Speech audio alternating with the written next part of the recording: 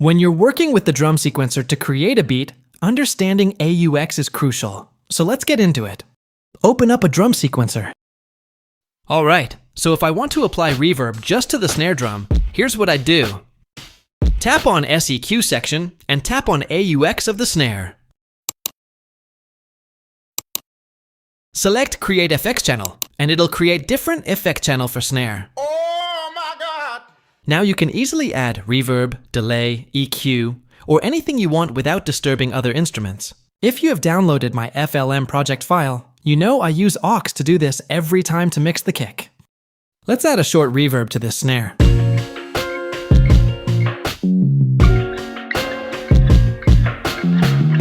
You don't even need to open the drum sequencer. You can solo the snare directly from the effect track.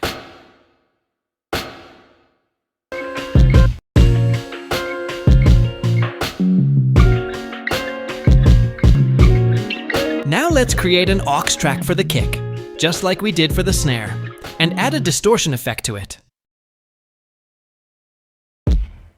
The aux feature lets you pull the kick out of the drum sequencer and route it to its own dedicated channel, so you can add effects, distortion, or mix it independently without touching the other instruments in the sequencer. The drum sequencer AUX is essential because it gives each drum hit its own separate channel, so you can EQ, compress, or distort your kick without affecting your snare, hi-hats, or any other element in the sequencer. Full control, zero bleed.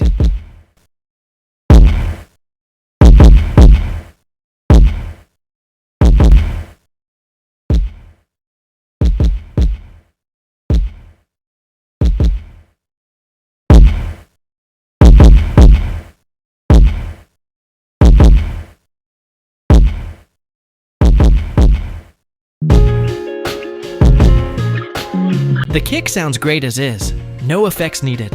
That distortion's too harsh for this beat, so I'm getting rid of it. That's everything on AUX. Now go apply it to your next project. The more you use it, the better you get. FLM is free to download. Links in the description. I'll catch you in the next one.